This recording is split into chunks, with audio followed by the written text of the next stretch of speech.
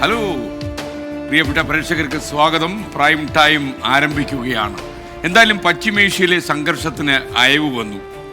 ഇസ്രയേലും ഇറാനും തമ്മിലുണ്ടായ യുദ്ധത്തിന് എന്തായാലും തൽക്കാലം ഒരു വിരാമമായി. ഈ യുദ്ധത്തിൽ ആരാണ് ജയിച്ചത്? ഇറാൻ്റെ അണുവായുധ കേന്ദ്രങ്ങൾ മുഴുവൻ തകർത്തെറിഞ്ഞു എന്ന് അമേരിക്ക അവകാശപ്പെടുമ്പോൾ തങ്ങൾക്കൊരു നഷ്ടവും ഉണ്ടായിട്ടില്ല എന്ന് ഇറാൻ പറയുന്നു. കുറച്ചധികം മനുഷ്യർക്ക് ജീവഹാനി ഉണ്ടായി. പശ്ചിമേഷ്യ മുഴുവൻ ആശങ്കയിലായി. ഇന്നലെ ഖത്തറിൻ്റെ ആകാശത്ത് മിസൈലുകൾ പാഞ്ഞു നടന്നപ്പോൾ നമ്മുടെ പ്രവാസികൾക്കൊക്കെ വല്ലാത്ത ടെൻഷനായി. ഈ യുദ്ധത്തിൽ ആരും ജയിച്ചില്ല, ഒരു യുദ്ധത്തിലും ആരും ജയിക്കാറുമില്ല. പിന്നെ എന്തിനായിരുന്നു ഈ യുദ്ധം? പ്രൈം ടൈം ആരംഭിക്കുന്നു.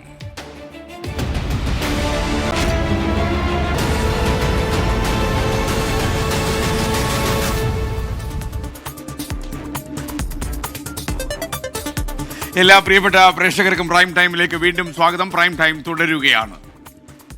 വളരെ പ്രധാനപ്പെട്ട ഒരു വാർത്തയിലേക്ക് ഞാൻ പോകുന്നു. സംസ്ഥാന സെക്രട്ടറി CPIയുടെ ബിനോയ് വിശ്വത്തിനെതിരായ പരാമർശത്തിൽ CPIയിൽ നടപടി ഉണ്ടായിരിക്കുന്നു. കമല സദാനന്ദനും KM ദിനകരനും താക്കീത്. CPI സംസ്ഥാന എക്സിക്യൂട്ടീവിൻ്റെതാണ് തീരുമാനം. ഇരു നേതാക്കളുടെയും മാപ്പപേക്ഷ പരിഗണിച്ചാണ് നടപടി താക്കീതിൽ ഒതുക്കിയത്. 24 പ്രൈം ടൈം ബ്രേക്കിംഗുമായി മനീഷ് മഹിവാൽ തിരുവനന്തപുരത്ത് നിന്ന് തത്സമയം ചേരുകയാണ്. മനീഷ്, ശരിക്കും താക്കീതിൽ ഒതുക്കി എന്ന് വേണമെങ്കിൽ പറയാമോ?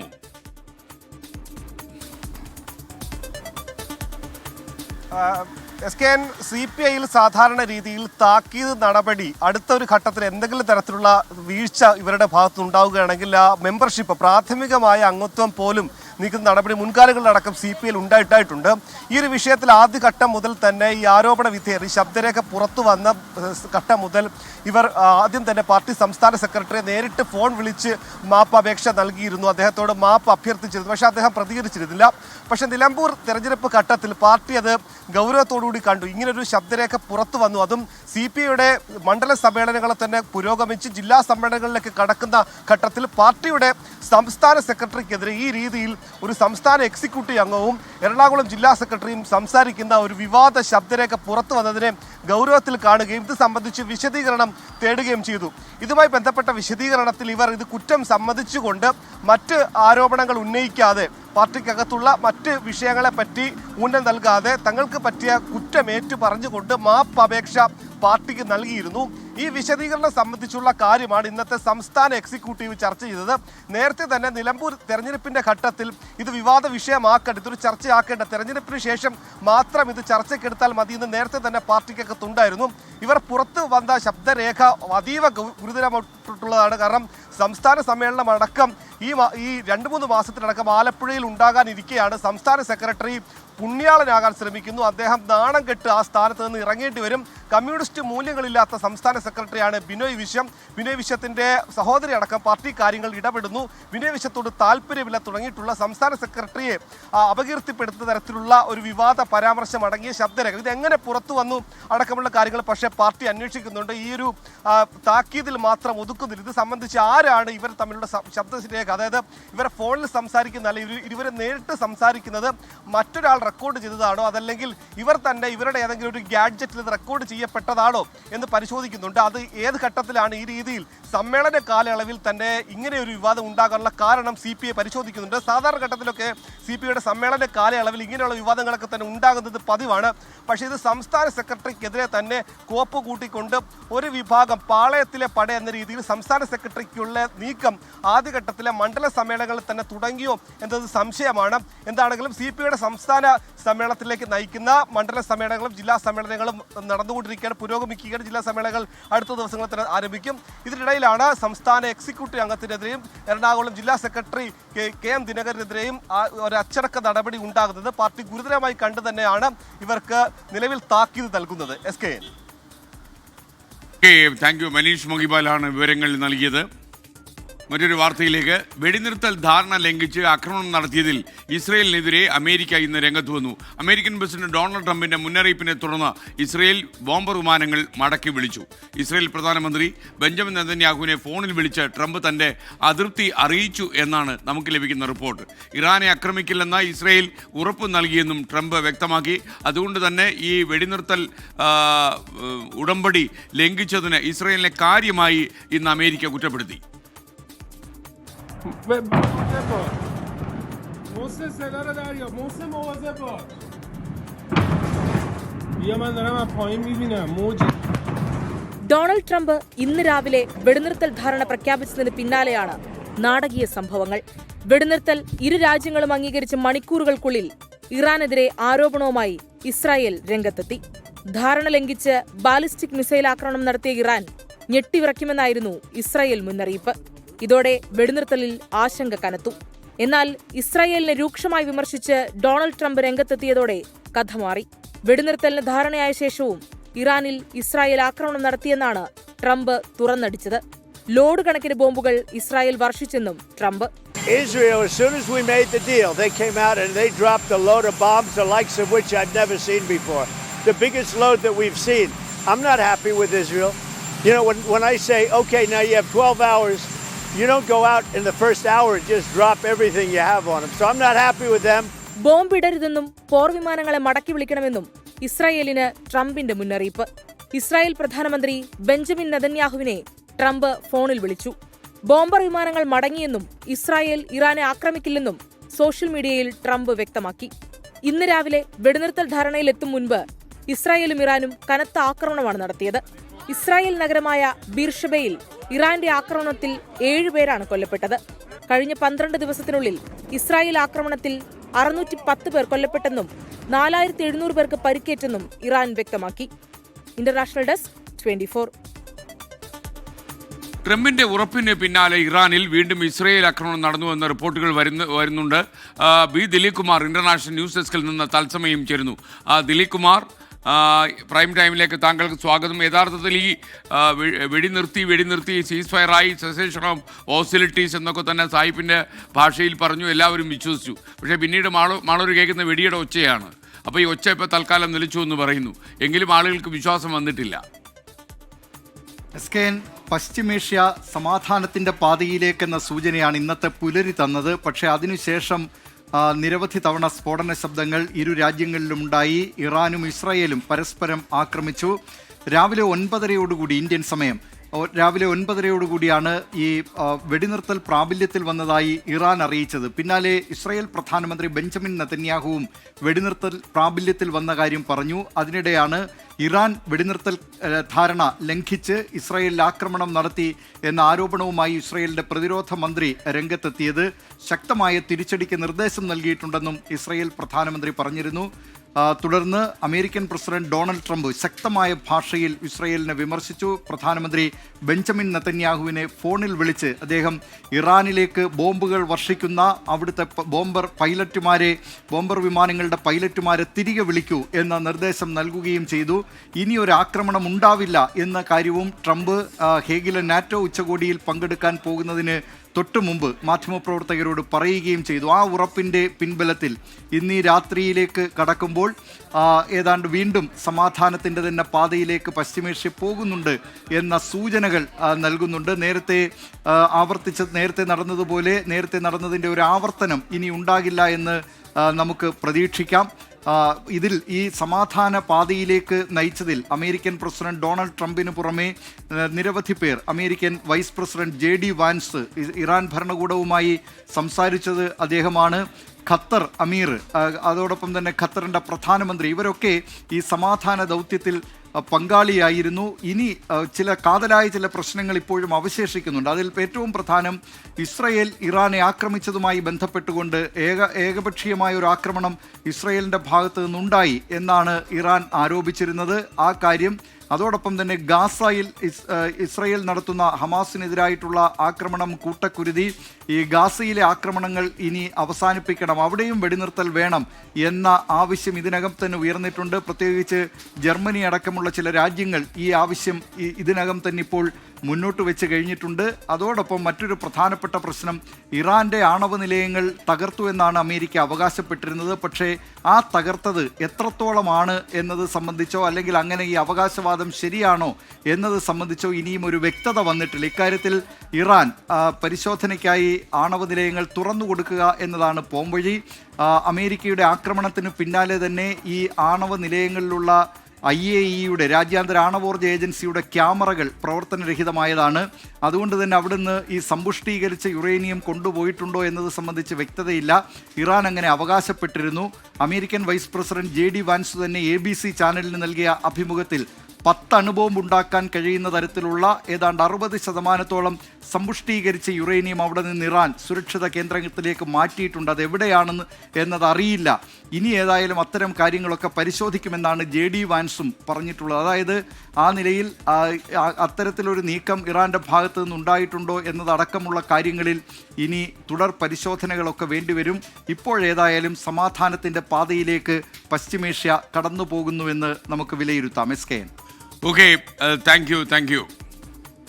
ബി ദിലീപ് കുമാറാണ് ഇന്റർനാഷണൽ ന്യൂസ് ഡെസ്കിൽ നിന്ന് നമുക്കിപ്പം ചേർന്നത്. Two technologies. Endless possibilities. Grand Vitara Strong Hybrid. All grip select driven by tech. Nexa. പ്രിയപ്പെട്ട പ്രേക്ഷകർക്ക് വീണ്ടും സ്വാഗതം.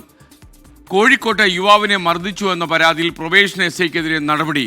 ബേപ്പൂർ SI ധനീഷിനെ തീവ്ര പരിശീലനത്തിനായി ജില്ലാ സായുധ സേന ആസ്ഥാനത്തേക്ക് സ്ഥലം മാറ്റി. ഇരുചക്ര വാഹനത്തിൽ 3 പേർ സഞ്ചരിച്ചതിന് ക്രൂരമായി മർദ്ദിച്ചു എന്നാണ് പരാതി. മിഥില ബാലൻ കോഴിക്കോട് നിന്ന് വിവരങ്ങളുമായി ചേരുന്നു. മിഥില, പ്രൈം ടൈമിലേക്ക് സ്വാഗതം. വിവരങ്ങൾ പറയും. ഇന്നലെയാണ് ഈ ഒരു സംഭവം ഉണ്ടായത്. ബൈക്കിൽ 3 പേർ യാത്ര ചെയ്തു എന്ന് പറഞ്ഞ് ബൈക്ക് ബേപ്പൂർ പോലീസ് കസ്റ്റഡിയിൽ എടുത്തിട്ടുണ്ടായിരുന്നു. തൊട്ടു പിന്നാലെ ഇതിലുണ്ടായിരുന്ന യാത്രക്കാരെയും സ്റ്റേഷനിലേക്ക് വിളിച്ചു വരുത്തി. അതിൽ അനന്തു എന്ന് പറയുന്ന ബേപ്പൂർ സ്വദേശിക്ക് പോലീസിൽ നിന്നും ഗുരുതരമായ പരുക്കേറ്റു അല്ലെങ്കിൽ മർദ്ദനമേറ്റു എന്ന ഒരു പരാതിയായിരുന്നു ഉണ്ടായിരുന്നത്. ആ ഒരു സംഭവവുമായി ബന്ധപ്പെട്ട് ഈ അനന്തുവിൻ്റെ ബന്ധുക്കൾ മുഖ്യമന്ത്രിക്കും DGPക്കും ഒപ്പം തന്നെ ജില്ലാ പോലീസ് മേധാവിക്കും മനുഷ്യാവകാശ കമ്മീഷനും എല്ലാം പരാതി നൽകിയിട്ടുണ്ടായിരുന്നു. ഈ സംഭവം വിവാദമായതിന് പിന്നാലെ ഇതുമായി ബന്ധപ്പെട്ട് ജില്ലാ സ്പെഷ്യൽ ബ്രാഞ്ച് അന്വേഷണം നടത്തി. ഈ അന്വേഷണ റിപ്പോർട്ടിൻ്റെ അടിസ്ഥാനത്തിലാണ് പ്രൊബേഷണറി SI ധനീഷിനെ ഇപ്പോൾ സ്ഥലം മാറ്റിയിട്ടുള്ളത്. തീവ്ര പരിശീലനത്തിനായിട്ടാണ് ഇപ്പോൾ സ്ഥലം മാറ്റിയിട്ടുള്ളത്. മാത്രമല്ല ഫറോക്ക് ACPയോട് കൃത്യമായി ഇതുമായി ബന്ധപ്പെട്ട അന്വേഷണം നടത്തണമെന്നും വകുപ്പ് തല നടപടികൾക്കായി കൃത്യമായി അന്വേഷണം നടത്തണമെന്നും ആവശ്യപ്പെട്ടിട്ടുണ്ട്. SKN. Thank you. Two technologies. Endless possibilities. Grand Vitara Strong Hybrid. All grip select driven by tech. Nexa. വാർത്തകൾ വിശദമായി. വിമാനത്താവളങ്ങളിൽ DGCA പരിശോധനയിൽ ഗുരുതര വീഴ്ച കണ്ടെത്തിയതായി വ്യോമയാന മന്ത്രാലയം. വിമാനങ്ങളിലെ ന്യൂനതകൾ സമയബന്ധിതമായി പരിഹരിക്കുന്നില്ല. പ്രശ്നങ്ങൾ ടെക്നിക്കൽ ലോഗ് ബുക്കിൽ രേഖപ്പെടുന്നില്ല. സീറ്റുകൾക്കിടയിൽ ലൈവ് വേസ്റ്റുകൾ ശരിയായി ഉറപ്പിച്ചിട്ടില്ല. ഗ്രൗണ്ട് ഹാൻഡ്ലിങ്ങും ഉപകരണങ്ങൾ ഉപയോഗശൂന്യമാണെന്നും വ്യോമയാന മന്ത്രാലയം കണ്ടെത്തിയിരിക്കുന്നു. വിവരങ്ങളുമായി അജീഷ് ജയകുമാർ ഡൽഹിയിൽ നിന്ന് ചേരുന്നു. DGCയുടെ എയർപോർട്ട് അന്വേഷണങ്ങൾ വളരെ തകൃതിയായി നടക്കുന്നു. അഹമ്മദാബാദിൽ ഒരു അപകടം ഉണ്ടായതിനു ശേഷം മാത്രമാണ് DGC ഇത്തരമൊരു അന്വേഷണം നടത്തുന്നത് എന്നാണോ നമ്മൾ മനസ്സിലാക്കേണ്ടത്?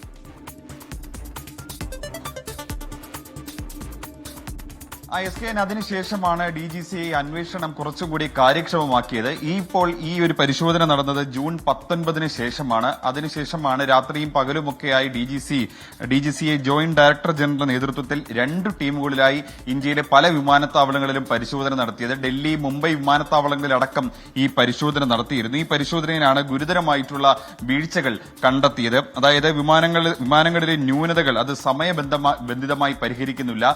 ഈ സുരക്ഷ സംബന്ധിച്ച കാര്യങ്ങൾ അത് കണ്ടെത്തിയാൽ പോലും അതിന്റെ റെക്ടിഫിക്കേഷൻസ് കറക്റ്റ് സമയത്ത് നടത്തുന്നില്ല എന്നാണ് പ്രധാനമായ ഒരു കണ്ടെത്തൽ. മാത്രമല്ല എന്തൊക്കെ പ്രശ്നങ്ങൾ അത് കണ്ടെത്തുന്നുവോ ആ പ്രശ്നങ്ങൾ എന്താണെന്ന് ടെക്നിക്കൽ ലോഗ് ബുക്കിൽ രേഖപ്പെടുത്തണമെന്നുണ്ട്. അതും പല വിമാനത്താവളങ്ങളിലും കൃത്യമായി തന്നെ നടത്തുന്നില്ല. വിമാനങ്ങളിൽ അകത്തെ സീറ്റുകൾക്കുള്ളിൽ ലൈഫ് വെസ്റ്റ് വച്ചിട്ടുണ്ടാകും. പക്ഷേ പല വിമാനങ്ങൾക്കുള്ളിലും അത് കൃത്യമായിട്ട് ഉറപ്പിച്ചു വച്ചിട്ടില്ല. എന്തെങ്കിലും സാഹചര്യത്തിൽ ഒരു അപകടം ഉണ്ടാവുകയാണെങ്കിൽ യാത്രക്കാർക്ക് അത് പെട്ടെന്ന് ഉപയോഗിക്കാൻ സാധിക്കാത്ത തരത്തിലാണ് പല വിമാനങ്ങളിലും ഈ ലൈഫ് വെസ്റ്റ് സൂക്ഷിച്ചിരിക്കുന്നത്. മാത്രമല്ല ഈ ഗ്രൗണ്ട് ഹാൻഡ്ലിംഗ് ഉപകരണങ്ങൾ ഉപയോഗശൂന്യമായി വിമാനത്താവളങ്ങളിലെ റൺവേയിലും മറ്റും DGCയുടെ അന്വേഷണ സംഘം കണ്ടെത്തുകയുണ്ടായി. മാത്രമല്ല റൺവേയിലെ ഈ മഞ്ഞ ലൈൻ, അതിന്റെ സെൻട്രൽ ഭാഗത്ത് വരുന്ന മഞ്ഞ ലൈൻ അത് ഈ ലാൻഡിംഗ് സമയത്ത് ഉപയോഗപ്പെടുന്നതാണ്. അത് പലയിടത്തും മാഞ്ഞ നിലയിൽ കണ്ടെത്തിയിട്ടുണ്ട്. വിമാനത്താവളത്തിന് സമീപത്തെ ഈ പുതിയ നിർമ്മിതികൾ അത് അപകടം നിറഞ്ഞതാണ്. കാരണം വിമാനങ്ങളിലെ ലാൻഡിങ്ങിനെ ബാധിക്കുന്നതാണ്.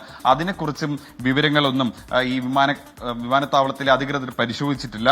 അങ്ങനെ ഈ കണ്ടെത്തിയ ന്യൂനതകൾ ഒരാഴ്ചക്കകം പരിഹരിക്കണമെന്നാവശ്യപ്പെട്ട് ഈ വിമാനത്താവളങ്ങൾക്ക് നിർദ്ദേശം നൽകിയിട്ടുണ്ട്. അല്ലാത്ത പക്ഷം നടപടി കടുപ്പിക്കാനാണ് DGCയുടെ തീരുമാനം.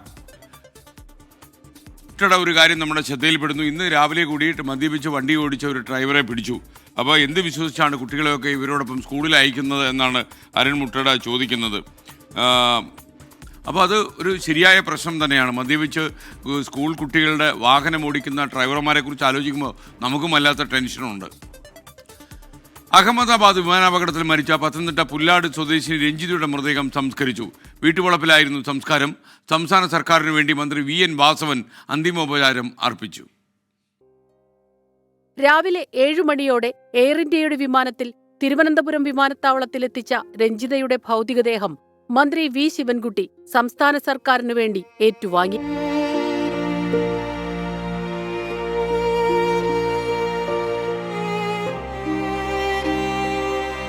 നേരെ ജന്മനാടായ പുല്ലാട്ടേക്ക് വിവേകാനന്ദ സ്കൂളിൽ പൊതുദർശനം. മന്ത്രി VN വാസവൻ സംസ്ഥാന സർക്കാരിനു വേണ്ടി ആദരാഞ്ജലി അർപ്പിച്ചു.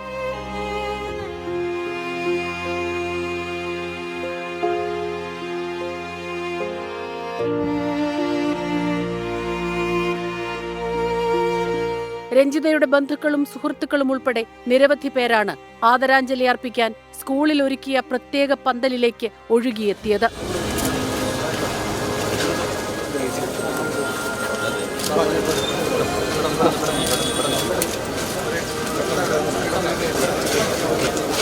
ഉച്ചയോടെ സ്കൂളിലെ പൊതുദർശനം പൂർത്തിയാക്കി മൃതദേഹം വിലാപയാത്രയായി രഞ്ജിതയുടെ പണി പൂർത്തിയാകാത്ത വീട്ടിലേക്ക്.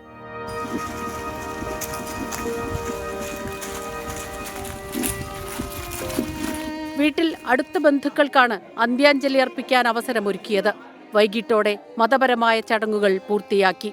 വീട്ടുവളപ്പിൽ രഞ്ജിതയ്ക്ക് എന്നേക്കുമായി അന്ത്യവിശ്രമം. 24 പത്തനംതിട്ട.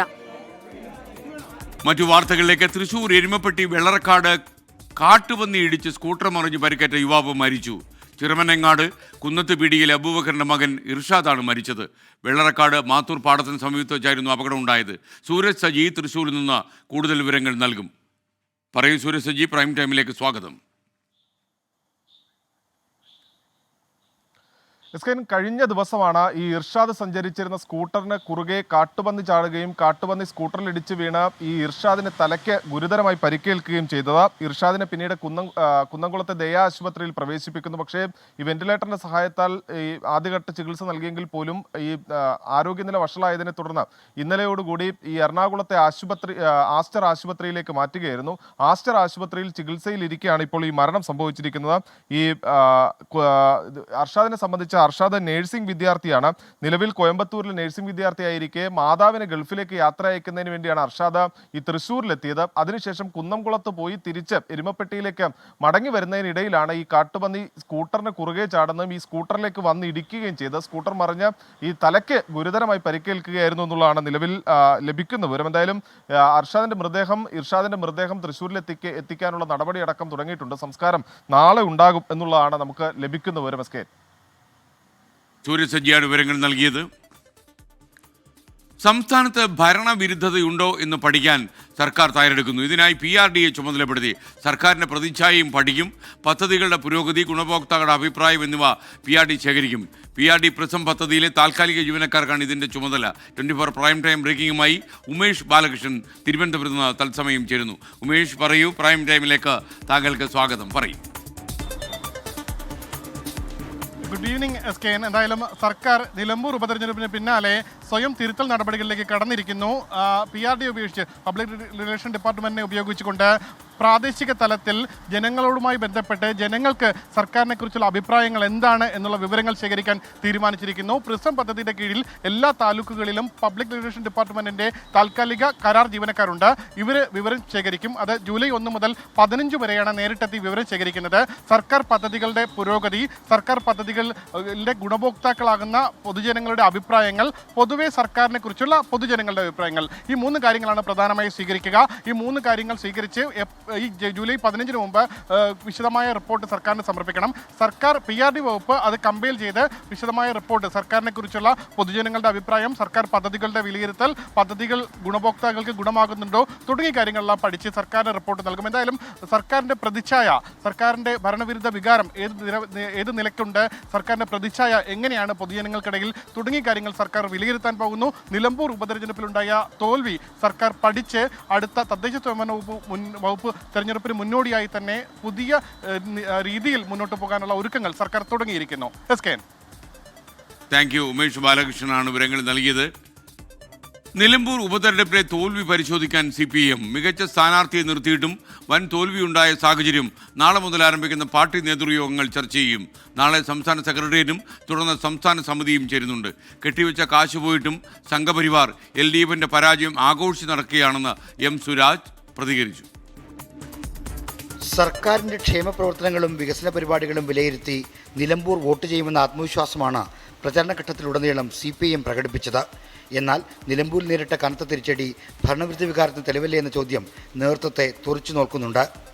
ആ വസ്തുതകളുടെ അടിസ്ഥാനത്തിൽ പരിശോധിക്കുമ്പോൾ നമ്മൾ കാണേണ്ടത് ഈ തെരഞ്ഞെടുപ്പിനെ UDF ഉപയോഗപ്പെടുത്തിയ ഉദ്ദേശവും രീതിയുമായിരുന്നു. എന്നാൽ UDFിനെ സംബന്ധിച്ചിടത്തോളം ഈ തെരഞ്ഞെടുപ്പിൽ വിജയിക്കാൻ അവരുടെ രാഷ്ട്രീയ നിലപാടുകളെ കുറെ കൂടി വർഗീയവൽക്കരിക്കുകയാണ്. ഇത് തീവ്ര വർഗീയവൽക്കരണത്തിലേക്ക് നീങ്ങിയതാണ് UDFിന്റെ ഈ തെരഞ്ഞെടുപ്പ് വിജയത്തിന്റെ പശ്ചാത്തലമായിട്ട് മാറിയിട്ടുള്ളത്. PV Anwar നേടിയ വോട്ടുകൾ ഇടതുമുന്നണിക്ക് ലഭിക്കേണ്ടിയിരുന്ന വോട്ടുകളാണോ എന്ന ചോദ്യവും ഉയരുന്നുണ്ട്.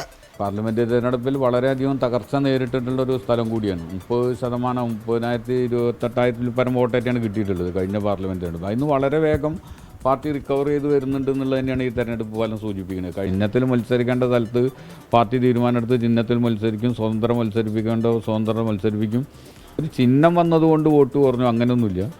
ജമാഅത്തെ ഇസ്ലാമിയുടെ പിന്തുണ സ്വീകരിച്ചതിൽ പ്രതിരോധത്തിലായിരുന്ന കോൺഗ്രസിനെ രക്ഷിച്ചത് CPIM സംസ്ഥാന സെക്രട്ടറി MV ഗോവിന്ദന്റെ RSS പരാമർശമായിരുന്നു. സംസ്ഥാന സെക്രട്ടറിയുടെ പരാമർശത്തിൽ നേതൃയോഗങ്ങളിൽ രൂക്ഷ വിമർശനം ഉയർന്നേക്കാം. തെരഞ്ഞെടുപ്പ് തന്ത്രങ്ങളുടെ കാര്യത്തിൽ UDFിനോട് പിടിച്ചു നിൽക്കാൻ LDFിനാകുന്നില്ലെന്ന വിമർശനവും CPIMലുണ്ട്. അനുകൂല സാഹചര്യങ്ങളെ ഉപയോഗപ്പെടുത്താനുള്ള പ്രാഗൽഭ്യം നേതൃത്വത്തിനില്ലെന്ന വിമർശനവും ശക്തമാണ്. നിയമസഭാ തെരഞ്ഞെടുപ്പ് നടക്കാനിരിക്കുന്ന സാഹചര്യത്തിൽ ഇതിനൊക്കെയുള്ള പരിഹാര നടപടികളും നേതൃയോഗങ്ങൾ തീരുമാനിക്കും. 24 തിരുവനന്തപുരം.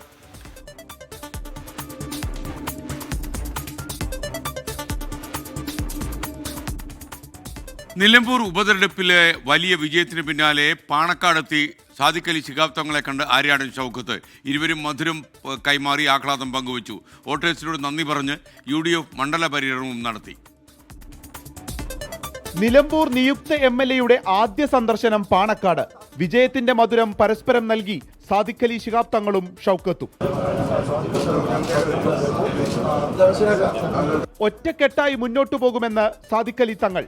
മുസ്ലിം ലീഗിന് നന്ദിയെന്ന് ആര്യാടൻ ഷൗക്കത്ത്. അങ്ങനെ ഒറ്റക്കെട്ടായി മുന്നേറിക്കൊണ്ട് കേരളത്തെ വീണ്ടെടുക്കുന്നതിന് വേണ്ടിയുള്ള യജ്ഞം, അതിലേക്കുള്ള പ്രയാണമാണ് ഇനിയിപ്പോൾ നമുക്ക് നടത്തുവാനുള്ളത്. അതിന് ഒരു നിയോഗമാകാൻ ആര്യാടൻ ഷൗക്കത്തിന് സാധിച്ചിരിക്കുന്നു എന്നുള്ളതാണ്. അദ്ദേഹത്തിൻ്റെ പിതാവും UDFിനെ ശക്തിപ്പെടുത്തുന്നതിൽ വലിയ പങ്കുവഹിച്ച വ്യക്തിത്വമായിരുന്നു. ഒരു ചെറിയൊരു ലൂപ്പോൾ പോലും ഉണ്ടാകാൻ പാടില്ല. എല്ലാ ഓട്ടയടച്ചുകൊണ്ടുള്ള ഒരു പ്രവർത്തനത്തിനാണ് മുസ്ലിം ലീഗ് നേതൃത്വം നൽകിയത്. അതിന് UDF അതിന് നേതൃത്വം നൽകുന്ന മുസ്ലിം ലീഗിനോട് എങ്ങനെയാണ് നന്ദി പറയേണ്ടത് എന്ന് വാസ്തവത്തിൽ എനിക്കറിയില്ല. BJPയിൽ നിന്നുൾപ്പെടെ വോട്ട് UDFിന് ചോർന്നുവെന്ന് CPIM ജില്ലാ സെക്രട്ടറിയുടെ ചുമതലയുള്ള E. ജയൻ. വിജയം കോൺഗ്രസിന്റേതല്ല, മതമൗലികവാദികളുടെ വിജയമെന്ന് BJPയും. പ്രാഥമികമായിട്ട് അതിൻ്റെ കണക്കുകൾ വരുന്നതേ ഉള്ളൂ. ആ കണക്കുകൾ വെച്ച്, ബൂത്ത് തലത്തിലുള്ള കണക്കുകൾ വെച്ച് എന്താണ് സംഭവിച്ചതെന്നുള്ളത് വളരെ വിശദമായി പാർട്ടി വിലയിരുത്തും. വോട്ടർമാർക്ക് നന്ദി പറഞ്ഞുള്ള UDFിന്റെ മണ്ഡല പര്യടനം നടന്നു. തുറന്ന വാഹനത്തിൽ UDF നേതാക്കൾക്കൊപ്പമാണ് ആര്യാടൻ ഷൗക്കത്ത് പര്യടനം നടത്തിയത്. ടീം 24 നിലമ്പൂർ. നിലമ്പൂർ ഉപതെരഞ്ഞെടുപ്പിൽ പന്തയം വെച്ച് തോറ്റ CPI പ്രാദേശിക നേതാവ് വാക്ക് പാലിച്ച് മുസ്ലിം ലീഗിൽ ചേർന്നു. മലപ്പുറം തൂർ ടൗൺ അസിസ്റ്റന്റ് സെക്രട്ടറി ഗഫൂറാണ് ലീഗിൽ ചേരേണ്ടി വന്നത്. മുസ്ലിം ലീഗ് പ്രവർത്തകനായ ഷരീഫ് അബ്ദുള്ളയോടായിരുന്നു ഇദ്ദേഹത്തിന്റെ പന്തയം. ആ കഥയൊന്ന് കേൾക്കൂ. തിരഞ്ഞെടുപ്പിൽ ബെറ്റ് വയ്ക്കുന്നത് സാധാരണം.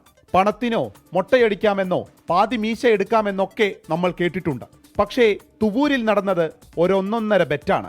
നിലമ്പൂർ ഉപതെരഞ്ഞെടുപ്പിന്റെ പ്രചാരണം ഉച്ചസ്ഥായിലെത്തി നിൽക്കുന്ന ജൂൺ 14 രാവിലെ അത് സംഭവിച്ചു. മുസ്ലിം ലീഗ് പ്രവർത്തകനായ ഷെരീഫ് അബ്ദുള്ള എന്ന കൊപ്പത്ത് മാനു രാഷ്ട്രീയ തർക്കത്തിനൊടുവിൽ ആര്യാടൻ ഷൗക്കത്ത് പരാജയപ്പെട്ടാൽ പൊതുപ്രവർത്തനം നിർത്തും എന്ന് പ്രഖ്യാപിച്ചു. CPI തുവൂർ ടൗൺ അസിസ്റ്റന്റ് സെക്രട്ടറിയായ ഗഫൂർ M സ്വരാജ് പരാജയപ്പെട്ടാൽ ഞാൻ ലീഗിൽ ചേരാമെന്നും ബെറ്റുവെച്ചു. വോട്ടെണ്ണി കഴിഞ്ഞപ്പോൾ വിജയം ഷൗക്കത്തിന്. ഗഫൂർ രാവിലെ മാനുവിന്റെ വീട്ടുമുറ്റത്ത്. ഗഫൂർ CPIയിലെ തുവൂർ ടൗൺ ബ്രാഞ്ച് സെക്രട്ടറി കൂടിയാണ് ഗഫൂർ. ആ ഗഫൂർ ഞാനും ബെറ്റുവെച്ചിരുന്നു.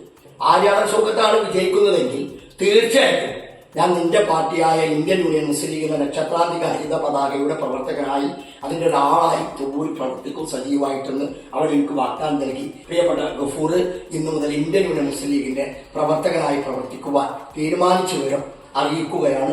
പാർട്ടി അംഗത്വം രാജിവെച്ചു. ഇനി ലീഗിൽ മെമ്പർഷിപ്പ് എടുക്കണം. പാർട്ടി മാറുമ്പോൾ ആശയപരമായി പോലും ഒരു ബന്ധവും ഇല്ലല്ലോ എന്ന ചോദ്യത്തിന് നമുക്ക് വലുത് വാക്കാണെന്നാണ് ഗഫൂറിന്റെ മറുപടി. മൊയ്തീൻ കാഞ്ചനമാലയ്ക്ക് കൊടുത്ത വാക്കിന് പോലും ഇത്ര ഉറപ്പ് കാണുമോ എന്ന് സംശയം. ടീം 24 നിലമ്പൂർ. വല്ലാത്തൊരു പാർട്ടി മാറ്റമായിപ്പോയി. എന്തായാലും അഹമ്മദാബാദ് വിമാനാപകടത്തിൽ മരിച്ചവരുടെ ഔദ്യോഗിക കണക്ക് ഗുജറാത്ത് സർക്കാർ പുറത്തുവിട്ടു. 275 പേർ മരിച്ചുവെന്നാണ് ഗുജറാത്ത് ആരോഗ്യവകുപ്പ് വ്യക്തമാക്കുന്നത്. 256 പേരുടെ മൃതദേഹങ്ങൾ ബന്ധുക്കൾക്ക് വിട്ടുകൊടുത്തു. ആർ അച്യുതൻ ഡൽഹിയിൽ നിന്ന് വിശദാംശങ്ങൾ നൽകുന്നു. അച്യുതൻ പറയൂ.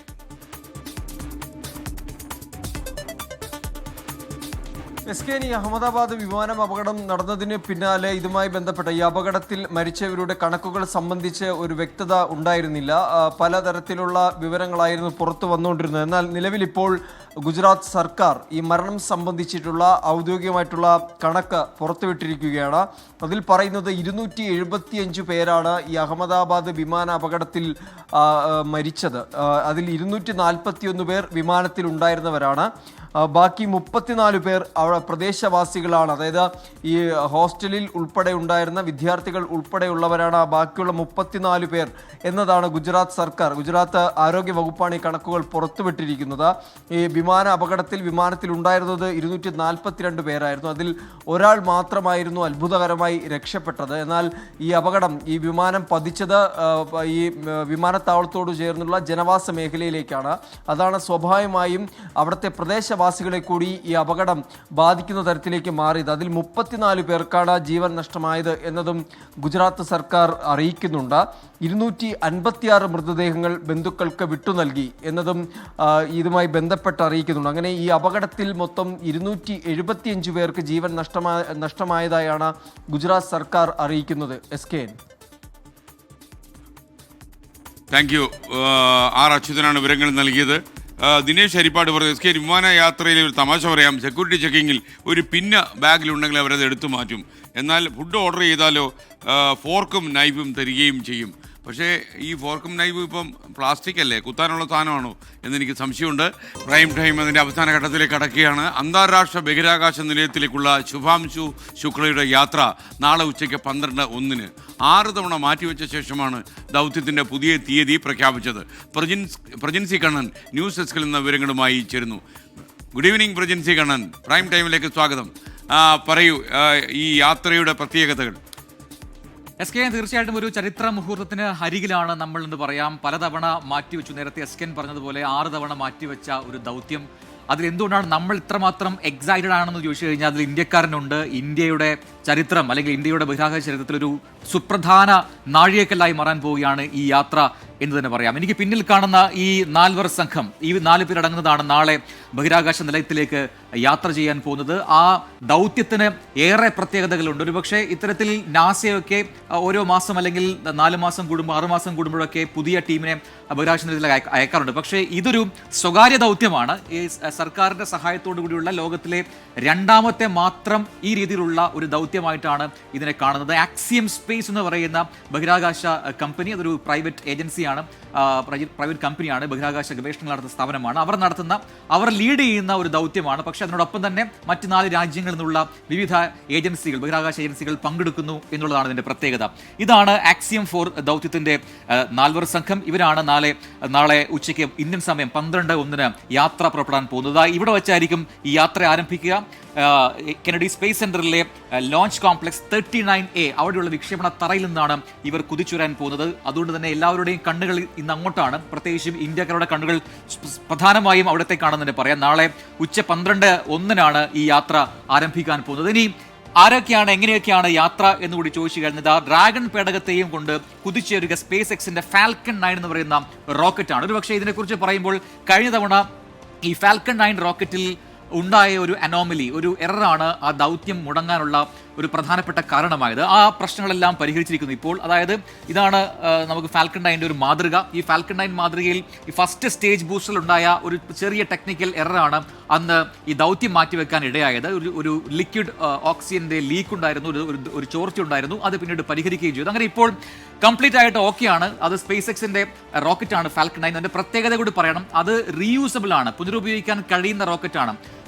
അന്തരീക്ഷത്തിലേക്ക് പോയി ഈ പേടകത്തെ ഒന്ന് ബൂസ്റ്റ് ചെയ്ത് വിട്ടു കഴിഞ്ഞാൽ പിന്നീട് തിരികെ അതുപോലെ ലാൻഡ് ചെയ്ത് താഴേക്ക് വരാൻ കെൽപ്പുള്ള റോക്കറ്റാണ് ഈ ഫാൽക്കൺ 9 എന്ന് പറയാം. അതോടൊപ്പം തന്നെ ഡ്രാഗൺ, ഈ ഡ്രാഗണിലെ പേരുകൾ നമ്മുടെ പ്രേക്ഷകർക്ക് അറിയാം. കഴിഞ്ഞ തവണയൊക്കെ ഈ സുനിത വില്യംസും ഒക്കെ ആ ടീമൊക്കെ താഴേക്ക് വന്നത് ഡ്രാഗൺ പേടകത്തിലാണ്. അപ്പോൾ ഡ്രാഗൺ എന്ന് പറയുന്നതും സ്പേസ് എക്സിന്റെ വാഹനമാണ്. അങ്ങനെ ഈ 2 വാഹനങ്ങളാണ് പ്രധാനമായും ഈ ദൗത്യത്തിൽ പങ്കുവഹിക്കുന്നത്. ഇനിയിപ്പോൾ ഇതാണ് ആ ഡ്രാഗൺ പേടകം. ആ ഡ്രാഗൺ സീരീസിലെ പുതിയ പേടകത്തെയാണ് നാളെ ഉപയോഗിക്കുന്നത്. ഈ കാണുന്നതാണ് ഈ 4 സംഘം അടങ്ങുന്ന ആ വാഹനം. ഇതാണ് ഇന്റർനാഷണൽ സ്പേസ് സ്റ്റേഷനിലേക്ക് യാത്ര പോകാൻ പോകുന്നത്. ഇതിനകത്താണ് ഈ 4 പേരും ഇരിക്കുക. ഇനി അതിന്റെ ഈ ട്രെയിനിങ്ങിന്റെ സമയത്തൊക്കെ ഈ 4 പേരും പരമാവധി കാര്യങ്ങൾ പരിശീലിച്ചിട്ടുണ്ട്, എന്തൊക്കെ കാര്യങ്ങൾ ചെയ്യണം എന്നുള്ളത്. ഇതാണ് ഈ ദൗത്യത്തിൽ പങ്കെടുക്കുന്ന 4 പ്രധാനപ്പെട്ട ഏജൻസികൾ. ഒന്ന് സ്പേസ് എക്സ്, ഇലോൺ മസ്കിന്റെ സ്ഥാപനമാണ്, നമുക്കറിയാം. മറ്റൊന്ന് ആക്സിയം സ്പേസ്, ഇവരാണ് അതിന്റെ ലീഡ് ചെയ്യുന്നത്. ISRO സ്വാഭാവികമായിട്ടുണ്ട്, ശുഭാംശു ശുക്ല ഉള്ളതുകൊണ്ട് ISRO അതിൽ പങ്കാളിയാണ്. പിന്നൊന്ന് ESA, യൂറോപ്യൻ സ്പേസ് ഏജൻസിയാണ്. മറ്റൊന്ന് നാസ. ഇത്രയും ഏജൻസികൾ പങ്കെടുക്കുന്ന ഒരു സംയുക്ത ദൗത്യമാണ് നാളെ നടക്കാൻ പോകുന്നത്. അതോടൊപ്പം തന്നെ ഏറ്റവും പ്രധാനപ്പെട്ട കാര്യം, ഒരുപാട് തവണ പരിശീലനങ്ങളൊക്കെ തേടിയ ശേഷമാണ് ഇവർ ഈ യാത്രയ്ക്ക് തയ്യാറായിരിക്കുന്നത്. ഈ 4 സംഘമാണ് നാളെ യാത്ര പോകാൻ പോകുന്നത്. ഇത് ഹംഗറിക്കാരനായ ടിബോർ കാപ്പു ആണ്, ഏറ്റവും പ്രായം കുറഞ്ഞ ഈ സംഘത്തിലെ ആളാണെന്ന് പറയാം. ഇതാണ് നമ്മുടെ അഭിമാനം, ശുഭാംശു ശുക്ല. ഈ പേടകത്തിന്റെ പൈലറ്റാണ് അദ്ദേഹം, നമ്മുടെ വ്യോമസേനയിലെ ഗ്രൂപ്പ് ക്യാപ്റ്റൻ കൂടിയാണ് Shubhanshu Shukla. And this is the Peggy Whitson. ഇവരാണ് ഈ ടീമിന്റെ കമാൻഡർ, അല്ലെങ്കിൽ ഈ ദൗത്യത്തിന്റെ കമാൻഡർ എന്നറിയപ്പെടുന്നത്. ഒരുപക്ഷെ ലോകത്തിലെ ഏറ്റവും കൂടുതൽ കാലം ബഹിരാകാശ ചെലവഴിച്ച വനിത എന്ന ഖ്യാതിയുള്ള പെഗ്ഗി വിറ്റ്സൺ. അവരിപ്പോൾ ആക്സിയം സ്പേസിന്റെ ഡയറക്ടർ കൂടിയാണ്. അവരാണ് ഈ ദൗത്യത്തെ നയിക്കുന്നത്. ഇതാണ് ഈ പേര് ഒന്ന് ബുദ്ധിമുട്ടാണ് പറയാനെങ്കിൽ കൂടി, സ്ലാവോഷ് ഉസ്നാസ്കി വിസ്നീവ്സ്കി എന്നാണ് ഈ പോളണ്ടുകാരന്റെ പേര്. സ്ലാവോഷ് എന്നാണ് ചുരുക്കപ്പേരിൽ അറിയപ്പെടുക. അങ്ങനെ ഈ 4 സംഘമാണ് നാളെ ഈ യാത്ര പുറപ്പെടാൻ പോകുന്നത്. അതുകൊണ്ട് തന്നെ അതിന്റെ പ്രത്യേകതകൾ നോക്കുമ്പോൾ ചരിത്രം കുറിക്കാൻ ശുഭാംശു ശുക്ലയുണ്ട് നമുക്കൊപ്പം. കാരണം ഇന്ത്യൻ ചരിത്രത്തിൽ ആകെ ബഹിരാകാശത്ത് പോയ ഒരേ ഒരാൾ മാത്രമേ ഉള്ളൂ നിലവിൽ, അത് രാകേഷ് ശർമ്മയാണ് നമുക്കറിയാം. പക്ഷേ ആ ഗണത്തിലേക്ക് ഒരാൾ കൂടി വരുന്നു, അത് ശുഭാംശു ശുക്ലയാണ്. നാളെ അങ്ങനെ ആ ഒരു ചരിത്ര മുഹൂർത്തത്തിന് കൂടി നമ്മൾ തയ്യാറെടുക്കുകയാണെന്ന് പറയാം. മാത്രമല്ല ഈ വിക്ഷേപണത്തിന്റെയും ഡോക്കിങ്ങിന്റെയും പൂർണ്ണ ചുമതല ശുഭാംശു ശുക്ലയാണ്. കാരണം ഇതിന്റെ ടീമിന്റെ പൈലറ്റ് അദ്ദേഹമാണ്, ഈ ടീമിനെ നയിക്കുന്നത്, അല്ലെങ്കിൽ ആ വാഹനത്തിനെ ഓടിക്കുന്നത്, അതിന്റെ നിയന്ത്രണമൊക്കെ ശുഭാംശു ശുക്ലയ്ക്കാണ്. ഈ ഡോക്കിംഗ് എന്താണെന്ന് പ്രേക്ഷകർക്ക് അറിയാം. കാരണം ഈ വാഹനം പോയി ഇന്റർനാഷണൽ സ്പേസ് സ്റ്റേഷനിൽ പോയി അവിടെ കണക്ട് ചെയ്ത് വെക്കണം, അതിനെയാണ് ഡോക്കിംഗ് പ്രോസസ് എന്ന് പറയുക. അതിന്റെയൊക്കെ പൂർണ്ണ ചുമതല ശുഭാംശു ശുക്ലയ്ക്കാണ്. ഈ വിക്ഷേപണം നടക്കുന്നത് അവിടെ കെനഡി സ്പേസ് സെന്ററിലാണ്, സ്പേസ് എക്സിനാണ്, നാസയ്ക്കുമാണ് അതിന്റെ ചുമതലയെങ്കിലും ഇതിനകത്തുള്ള നിയന്ത്രണങ്ങളെല്ലാം തന്നെ ശുഭാംശു ശുക്ല വഹിക്കേണ്ടി വരും. മാത്രമല്ല അന്താരാഷ്ട്ര ബഹിരാകാശ നിലയത്തിൽ എത്താൻ പോകുന്ന ആദ്യ ഇന്ത്യക്കാരൻ എന്ന ചോദ്യം ഇനി എവിടെ വന്നാലും അതിന്റെ ഉത്തരം നാളെത്തോടുകൂടി അത് ശുഭാംശു ശുക്ല എന്ന രീതിയിലേക്ക് മാറുകയും ചെയ്യും. അതുകൊണ്ടാണ് ഇന്ത്യ ഇത്രമാത്രം വളരെ ഫോക്കസ്ഡ് ആയിട്ട് ഈ ഒരു ദൗത്യത്തെ കാണുകയും ചെയ്തത്. നമുക്കറിയുന്നത് പോലെ ഇതാണ് രാകേഷ് ശർമ്മ. 41 വർഷം മുൻപാണ് അദ്ദേഹം ബഹിരാകാശത്തേക്ക് പോയത്. അതിന് പിന്നിൽ ഇപ്പോൾ ശുഭാംശു ശുക്ല കൂടി അങ്ങോട്ട് എത്തുന്നു നമുക്ക് പറയാം. പെഗ്ഗി വിറ്റ്സൺ നേരത്തെ പറഞ്ഞു, ഏറ്റവും കൂടുതൽ കാലം ബഹിരാകാശ ചെലവിട്ട ആളാണ്, 665 ദിവസം. 2ാം സ്ഥാനത്ത് ഈ പേര് നമുക്കറിയാം, അത് സുനിത വില്യംസ് ആണ്, 608 ദിവസം. ഇതൊക്കെ അനുബന്ധമായുള്ള വിവരങ്ങളാണ്. മാത്രമല്ല ഇനി പെഗ്ഗി വിറ്റ്സനെ കൂടാതെ നേരത്തെ ബാക്കിയുള്ള, അത് ശുഭാംശു ശുക്ല ഇതിന്റെ പൈലറ്റാണെന്ന് പറഞ്ഞു, ബാക്കി 2 പേരുണ്ട്, ടിബോർ കാപ്പു, മറ്റൊന്ന് സ്ലാവോഷ് ആണ്. ഇവർ 2 പേരും ഈ മിഷൻ എക്സ്പേർട്സ് ആയിട്ടാണ് ഈ ദൗത്യത്തിന്റെ ഭാഗമാകുന്നത്. നേരത്തെ പറഞ്ഞു സ്ലാവോഷ് ഉസ്നാസ്കി വിസ്നിവ്സ്കി യൂറോപ്യൻ സ്പേസ് ഏജൻസിയുടെ ഭാഗമാണ്. ഈ പോളണ്ടിൽ നിന്നുള്ള എഞ്ചിനീയർ കൂടിയാണ് അദ്ദേഹം. 1978 ശേഷം പോളണ്ടിൽ നിന്നുള്ള ബഹിരാകാശ യാത്രികൻ എന്ന ഖ്യാതി കൂടി സ്ലാവോഷിനുണ്ട്. അതുകൊണ്ട് തന്നെ പോളണ്ടും വളരെ വളരെ ഫോക്കസ്ഡ് ആയിട്ട് ഈ ദൗത്യത്തെ കാണുന്നുണ്ട് എന്നുള്ളതാണ്. ഏറ്റവും ഒടുവിൽ നമുക്ക് ടിബോർ കാപ്പുയുടെ ഡീറ്റെയിൽസ് കൂടി ഉണ്ട്. ആ ടിബോർ കാപ്പു നേരം പറയുന്നത് ഹംഗേറിക്കാരനാണ്. ഏറ്റവും പ്രായം കുറഞ്ഞ ഈ ദൗത്യത്തിലെ സംഘാംഗമാണ് ടിബോർ കാപ്പു. അങ്ങനെ ഈ നാല് പേരടങ്ങുന്ന ടീം നാളെ എങ്ങനെ യാത്ര പോകാൻ തയ്യാറെടുക്കുകയാണ്.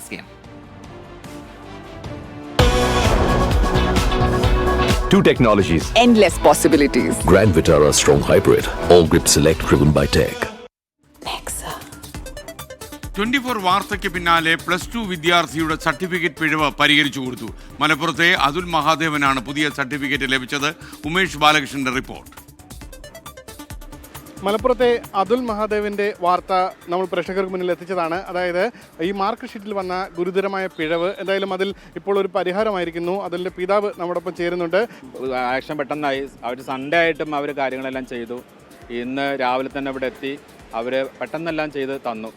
പക്ഷേ മാർക്ക് 30 മാർക്ക് കുറവായിരുന്നു. ശരിക്കും അവർ വാല്യൂ ചെയ്ത അവർ പിന്നെ ശരിക്കും 30+50 എന്ന് എഴുതേണ്ടത് 30+50 ഈസ്കറ്റ് 80 എന്ന് എഴുതേണ്ടത് 30+50 = 50 എന്ന് എഴുതി. അങ്ങനെ 30 മാർക്ക് അതിൽ നിന്ന് കുറഞ്ഞു. അതുകൊണ്ട് നമ്മൾ റാങ്കിലൊക്കെ നമുക്ക് കിട്ടേണ്ട കോളേജുകളിൽ റാങ്ക് ലിസ്റ്റിലൊക്കെ ശരിക്കും ഏകദേശം ഒരു 200-ൻ്റെയും 250-ൻ്റെയും ഇടയിൽ ആണ് പിന്നെ ഇത് വ്യത്യാസം വന്നത്. ഇതാണ് സർട്ടിഫിക്കറ്റ് അല്ലേ? ഇതിൽ ടോട്ടൽ 50 എഴുതുന്നു. ഇതാ 30+50 30+50 = 50 ഇവിടെ എഴുതിയത്. ഇവിടെ റീവാല്യൂ ചെയ്ത് സെക്കൻഡ് വാല്യൂഷൻ നടത്തിയ ആളും 80-50 എന്ന് എഴുതി ഇവിടെ ഒപ്പുപോലും ഇട്ടിട്ടുണ്ട്. 1011 മാർക്കായി അതിൻ്റെ മാർക്ക് ഷീറ്റിലും മാറ്റം വന്നിട്ടുണ്ട്. ഇതാണ് പുതിയ മാർക്ക് ഷീറ്റ്. അതുപ്രകാരം 1011 മാർക്കായി അതിൻ്റെ മാർക്ക് കൂടിയിട്ടുണ്ട്. 30 മാർക്ക് അത് ഹിന്ദിക്കായിരുന്നു പ്രശ്നമായിരുന്നത്. ഹിന്ദിയുടെ ടോട്ടൽ മാർക്ക് ആഡ് ചെയ്തപ്പോഴാണ് ഈ 50 മാർക്ക്, അതായത് 80 മാർക്ക് വരേണ്ടത് 50 മാർക്ക് എന്ന് രേഖപ്പെടുത്തിയത്. ഇതേ തുടർന്നാണ് ഈ പ്രതിസന്ധി ഉണ്ടായത്. സ്വാഭാവികമായി അഡ്മിഷനും അതേ രീതിയിൽ പോയി. അത് ആ പ്രശ്നം പരിഹരിക്കാമെന്നുള്ള ഒരു ഉറപ്പ്. 30 മാർക്ക് അത് അവിടുത്തെ JD സാറ് മാണിക്കരാജ് സാറ് ദേവഗിരി കോളേജുമായിട്ട് ബന്ധപ്പെട്ടു പരിഗണന കൊടുക്കണമെന്ന് പറയുണ്ടായിട്ടുണ്ട്. അത് ശരിക്കും ഹയർ വിദ്യാഭ്യാസ വകുപ്പ് ബിന്ദു മിനിസ്റ്ററെ മാഡത്തിൻ്റെ ബഹുമാനപ്പെട്ട ബിന്ദു മാഡത്തിൻ്റെ പരിധിയിലുള്ള വിഷയമായതുകൊണ്ട് അവിടുന്ന് കൂടി ഒരു ഓർഡർ ലഭിച്ചാലേ അവിടെ പരിഗണിക്കുള്ളൂ എന്നാണ് എനിക്ക് തോന്നുന്നത്. തീർച്ചയായും എന്തായാലും ഇപ്പോൾ നിലവിൽ സർട്ടിഫിക്കറ്റിൻ്റെ പ്രശ്നം പരിഹരിച്ചു. പക്ഷേ ഈ പറഞ്ഞതുപോലെ അതുലിന് മാർക്കുണ്ട്, അതുലിന് ഇഷ്ടപ്പെട്ട വിഷയം പഠിക്കാനുള്ള അർഹതയുണ്ട്. സ്വാഭാവികമായി ക്ലറിക്കിൽ വന്ന ആ മിസ്റ്റേക്ക് പരിഹരിക്കപ്പെട്ട സാഹചര്യത്തിൽ അതുലിന് ഇഷ്ടപ്പെട്ട വിഷയം പഠിക്കാനുള്ള അവസരം കൂടി ഇനി ഒരുങ്ങട്ടെ. സജീവിനൊപ്പം ഉമേഷ് ബാലകൃഷ്ണൻ, 24 തിരുവനന്തപുരം. അഹമ്മദാബാദ് വിമാനാപകടത്തിൽ ജീവൻ നഷ്ടപ്പെട്ട മെഡിക്കൽ വിദ്യാർത്ഥികളുടെ കുടുംബങ്ങൾക്ക് ധനസഹായം നൽകി ഡോക്ടർ ഷംഷീർ വയലിൽ 6 കോടി രൂപയുടെ ധനസഹായമാണ് കൈമാറിയത്. VPS ലെക്ചർ ചെയർമാനും VPS സ്ഥാപകനുമാണ് ഡോക്ടർ ഷംഷീർ വയലിൽ.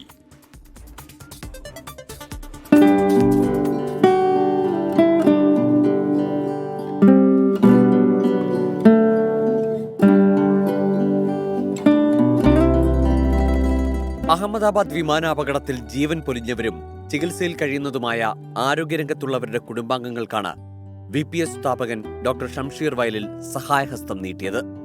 BJ മെഡിക്കൽ കോളേജിലെ വിദ്യാർത്ഥികളാണ് വിമാനാപകടത്തിൽ മരിച്ചത്. 6 കോടി രൂപയുടെ സഹായ പാക്കേജാണ് വിതരണം ചെയ്തത്. College dean doctor Meenakshi Parikh, ആശുപത്രി superintendent doctor Rakesh S. Joshi, junior doctors association ഭാരവാഹികൾ എന്നിവരുടെ സാന്നിധ്യത്തിലായിരുന്നു ദുരന്തത്തിനിരയായവരുടെ കുടുംബങ്ങൾക്ക് സഹായം നൽകിയത്. ये फिलैंथ्रोपिक एक मिशन है और जैसा मैंने सुना है डॉक्टर शमशीर जो कि खुद एक रेडियोलॉजिस्ट हैं और दुबई में सेटल हुए हैं, जब कभी भी कोई भी डॉक्टर मुश्किल में होता है तो वो अपनी तरफ से विदाउट एनी मीडिएशन वो डॉक्टर्स को हर तरह की हेल्प करना चाहते हैं और करते हैं. तो जब उन्होंने ये सुना प्लेन क्रैश के बारे में, उन्होंने बहुत जेनरसली എയർ ഇന്ത്യ ദുരന്തം ആഘാതമേൽപ്പിച്ചവർക്ക് ലഭിക്കുന്ന ആദ്യ സാമ്പത്തിക സഹായമാണ് ഡോക്ടർ ഷംഷീർ വയലിലിന്റേത്. ദുരന്തത്തിൽ ജീവൻ നഷ്ടപ്പെട്ട 4 യുവ മെഡിക്കൽ വിദ്യാർത്ഥികളുടെ കുടുംബങ്ങൾക്ക് 1 കോടി രൂപയുടെ ചെക്ക് കൈമാറി. അപകടത്തിൽ ഉറ്റവരെ നഷ്ടമായ ഡോക്ടേഴ്സിനും സഹായം നൽകി. പരിക്കേറ്റ് 5 ദിവസത്തിലധികം ആശുപത്രിയിൽ കഴിയേണ്ടി വന്ന 14 പേർക്ക് 3.5 ലക്ഷം രൂപയുടെ സഹായവും കൈമാറി. ദുരന്തത്തിൽ ഉറ്റവരെ നഷ്ടപ്പെട്ട കുടുംബങ്ങൾ ഒറ്റയ്ക്കല്ലെന്നും മെഡിക്കൽ സമൂഹം മുഴുവൻ ഒപ്പമുണ്ടെന്നും ഡോക്ടർ ഷംഷീർ വയലിൽ ഉറപ്പു നൽകി. സഹായത്തിന് നന്ദി പറഞ്ഞ് മരിച്ചവരുടെ ഉറ്റവർ. हम इसमें से बच्चों के लिए कुछ करेंगे. हमारा गांव है और खेत में बाड़ी विस्तार में हम रहते हैं. वहाँ बच्चों के लिए छोटा सा गार्डन बनाएंगे और जो छोटे बच्चे हैं ना बाल मंदिर में जाते हैं केजी में उसके लिए भी कुछ करेंगे. സഹായ വിതരണ ചടങ്ങിനു ശേഷം ദുരന്തത്തിൽ മരിച്ച BJ മെഡിക്കൽ കോളേജിലുള്ളവർക്കായി പ്രത്യേക പ്രാർത്ഥനയും നടന്നു. News desk 24. ഇതോടെ പ്രൈം ടൈം അവസാനിക്കുന്നു. എല്ലാവർക്കും ഒരു നല്ല രാത്രി ഞാൻ നേരുന്നു. Good night.